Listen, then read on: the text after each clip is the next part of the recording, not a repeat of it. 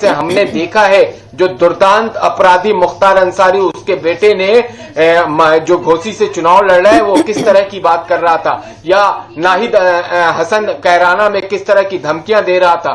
तो ये लोगों ने देखा है कि अब जो पैमाना है। सबसे बड़ी खबर आपको दे दें, यासिर शाह, एक सेकंड के लिए रोकना चाहेंगे आपको। यासिर शाह सदर सीट से, बहराइच के सदर सीट से इंतखाबी मैदान में हैं, समाजवादी पार्टी के उम्मीदवार हैं।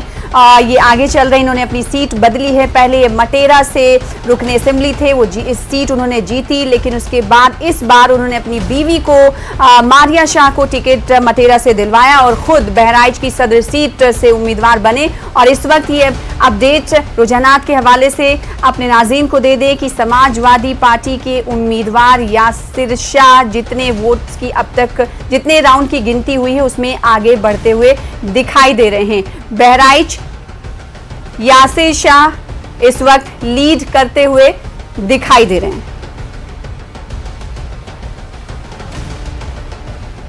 और इस बीच एक और खास मेहमान हमारे साथ जुड़ चुकी हैं, सृष्टि साहिबा, जो कि कांग्रेस लीडर हैं, उनका रुख करेंगे।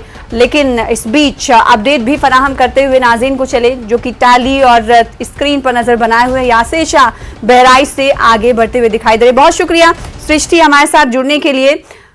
कांग्रेस जो है उत्तर प्रदेश में जिस एग्रेसिव और पॉलिटिक्स की बात कर रही थी कि तब्दीली लाई जा रही है, वो तब्दीली कहीं इस रुझानात में तो दिखाई नहीं दे रही है, आप तो कहीं दिख ही नहीं रहे हैं। तो यानी कि ये माना जाए जो पॉलिसी कांग्रेस ने बढ़ चढ़ कर बनाई थी, वो कहा था कि वो लड़कियों के लिए और उत्तर प्रदेश में एक सियासत के नए दौर का वो आगाज कर रही है, लेकिन उसका कुछ आउटपुट दिख नहीं रहा है। सृष्टि साहिबा, इसकी वजह क्या है? देखिए, अभी बहुत शुरुआती रुझान है, शाम तक का इंतजार करना चाहिए। 30 राउंड की यहाँ पे मतगणना का वो चलेगा अभी। और दूसरी बात, कांग्रेस पार्टी का पूरा इलेक्शन कैंपेन आप देखेंगे तो हमने किन मुद्दों पे चुनाव लड़ा? हमने किसानों के मुद्दों पे चुनाव लड़ा, हमने युवाओं की आवाज उठाई, हमने महिलाओं की आवाज उठाई। हमारे कैंपेन में आप देखेंगे हमने कहीं पे भी पोलराइजेशन की बात की, हमने जाति धर्म की बात की, लोगों को बांटने की बात की नहीं की। तो फिर क्या ये रुझान उत्तर प्रदेश के विकास की बात की। तो ये that is all in the hands of public Sana ji, I can not comment on it. हमने तो जनता के मुद्दे उठाए और इनके संघर्ष में हम पिछले 4.5 वर्षों से खड़े रहे हैं, चाहे लखीमपुर खीरी की बात हो या फिर उन्नाव हो या हाथरस हो। आज लखीमपुर का हम एग्जाम्पल ले लेते हैं, वहां से लखीमपुर के बीजेपी प्रत्याशी आगे लीड कर रहे हैं, जहाँ के मंत्री पुत्र ने अपनी गाड़ी के नीचे किसानों को रौंदा था। तो इसमें हम क्या कॉमेंट करें?